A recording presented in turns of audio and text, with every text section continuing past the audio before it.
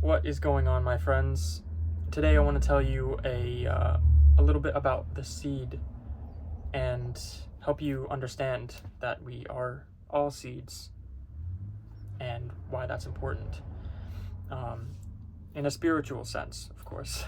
So, I was reading this book called The Alchemist by Paulo Coelho, and in it he tells a story of a young boy who asks the king, "What is the world's greatest lie?" And the king answers, "At a certain point in our lives, we lose control of what is happening to us, and we allow fate to take control." Um, and basically, what this is saying is that we are the circumstances that happen to us. We have the hand that we're dealt, and we believe that's it. We believe that whatever is meant to happen will happen, and we don't take action in our own lives to change. But we are not the circumstances. We are the decisions that we choose to make every single day. That is the path that you are taking, is the decisions that you make, not your circumstances. So, essentially, this story is explaining that, you are not born insignificant, unworthy. You're actively deciding that that is the case. And, it's the greatest lie that you can't handle your life, that you can't change your fate. It's all meant to be. But, of course, that's not the case. And the purpose of the seed is to sprout into a giant tree. But in order to do that, you have to go through the process of growth. And so this is where the spiritual context comes into play. If you look at all the religious teachers of the world and the sages and the mystics, they all understood this. And that's why you see in every symbolic way from, the ancient Egyptians, the ancient Babylons, the Buddha, the, Christianity, the Vatican Church itself, all of these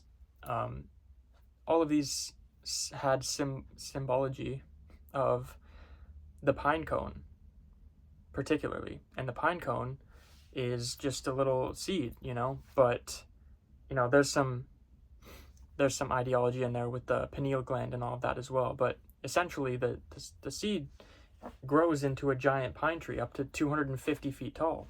But in order to do that, it has to go through this process.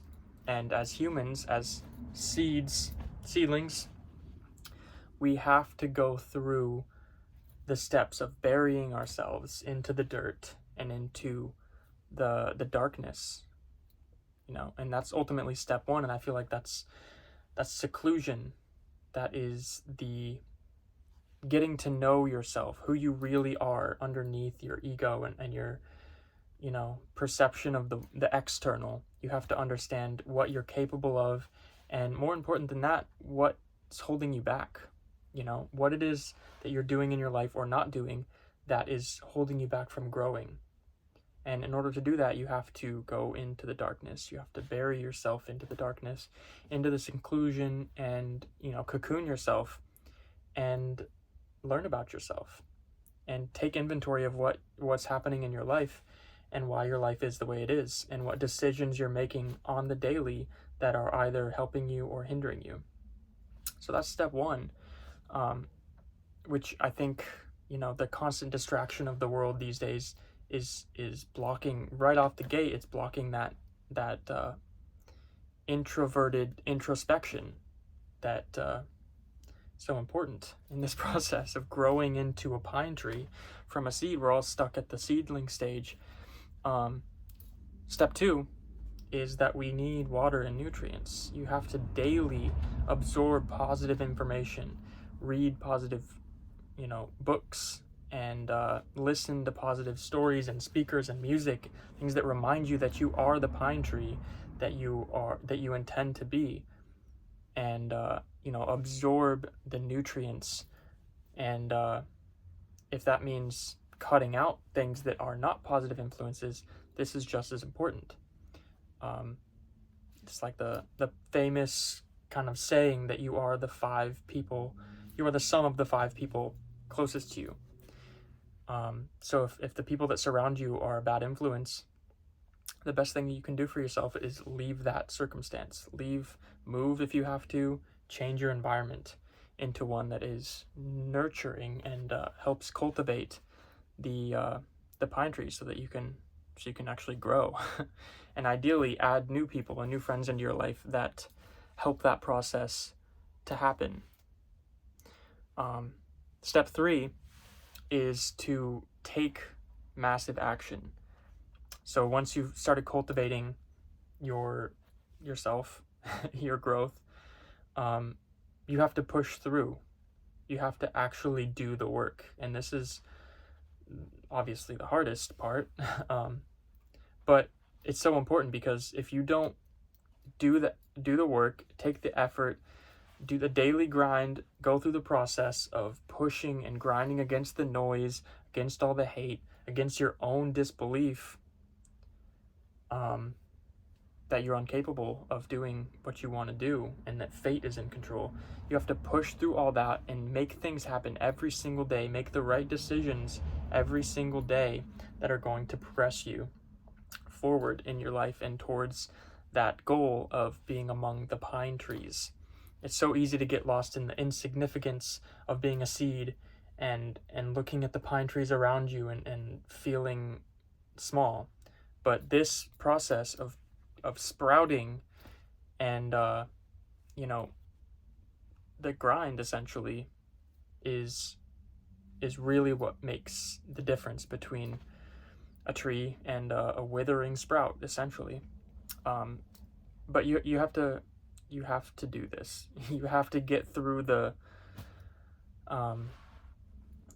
initial grind and make the effort without seeing results every single day until slowly. It's like bodybuilding at the gym. You're not going to see results for like 2 months, maybe a month. You will, but other people won't. And then slowly, over time, as you nurture yourself and do the things that need to be done, you will start to grow and you will start to feel the growth happening. So step 4 of this process is to embrace life as you sprout. Once you start to finally sprout out of the dirt and become a plant, a small little plant, you have to embrace life differently. Seeing life, embracing, essentially the metaphor would be like the sun. You start to get a glimpse of the sun after you sprout, and the warmth and the love embraces you, and you have to embrace life with that same energy. You have to radiate and be positive and stop complaining about everything and making excuses. You have to be positive, and you have to meet positive with positive and radiate that energy and be open to life and experience. And the warmth of the sun is everywhere if you know where to look. And it's that simple. If you embrace life, life will embrace you. Not in every way. Not every person you pass will be loving and amazing and awesome. But as a general rule, you get what you give. That's, the golden rule is, I was going to say be the change you want to see, which is the same thing. But do unto others as you want to do to you. Embrace life, and life will embrace you. So the last step is patience, of course. This is a long process. Some plants take years to grow. Some plants take a few months, but it takes time, and it takes consistency during that time. But patience, allowing nature to take its course. Some of the biggest trees are, hundreds of years old, thousands of years old even. Bamboo trees take 5 years just to grow, but they're incredibly strong and resilient. So patience is the name of the game at this point, because once you're consistently going, it's not really that hard to be patient, because you start enjoying the process. And if you don't know what this feels like, it's hard to understand. But if you work out consistently, if you do anything consistently that's a positive habit, you start to really understand that there is a, a joy that comes from consistently doing something that's good for you. And it makes it so much easier once you get to this point. And it becomes easier to be patient because you can see slow progress, and it's exciting, and it makes you proud, and it makes you confident. So be patient and keep in mind all of these steps that are so important. Continue to water yourself with positivity and inspiration, and learn and grow.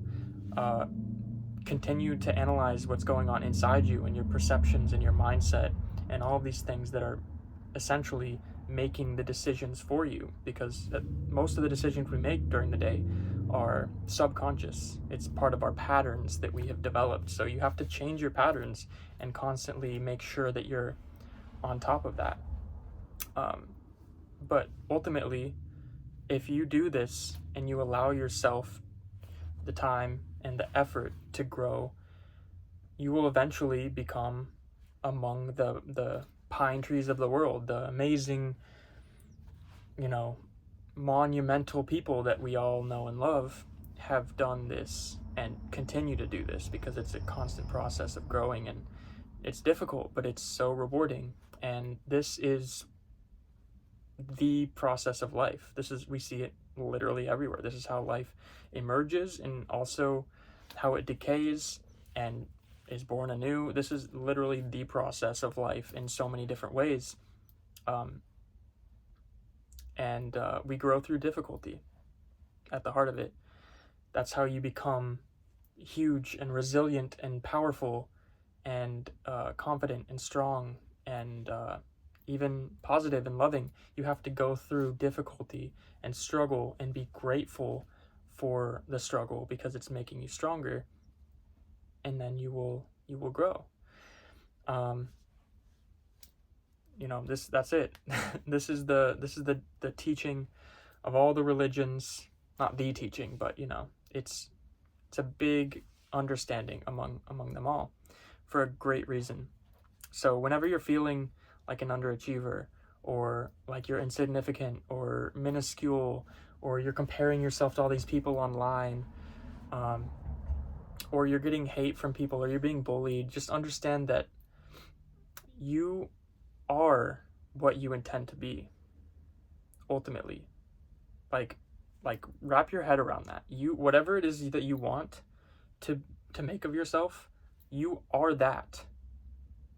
Literally, you are that. As long as you're willing to put in the effort and the time required to make it happen, it can't not happen. As long as you believe in yourself. Like, it's literally that simple. But you have to believe, and you have to be willing to put in the work. And you let life, the process of life, take control as you take control. I don't know. I hope that helped. I hope that was useful and as inspiring as it was when I formulated it and understood it. That's it, guys. I hope you gained something from this, and let me know if you have any comments or recommendations or considerations, or you just want to talk or go whatever, thanks for watching, and I'll catch you later.